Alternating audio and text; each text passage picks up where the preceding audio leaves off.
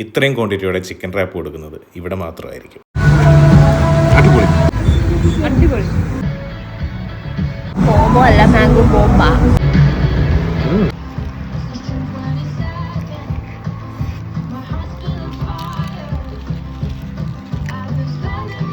നമ്മളെ ഏരിയയിൽ ഇത്രയും ക്വാണ്ടിറ്റിയിലും കൊടുക്കുന്ന റാപ്പ്.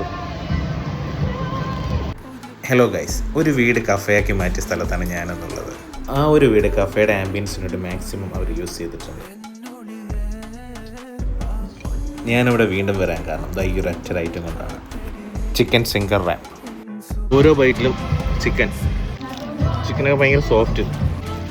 ഓരോ ബൈറ്റിലും ആ ചിക്കൻ ഉണ്ട്. നല്ലത് കഴിക്കണം, നന്നായി കഴിക്കണം, നല്ലത് മാത്രം കഴിക്കണം.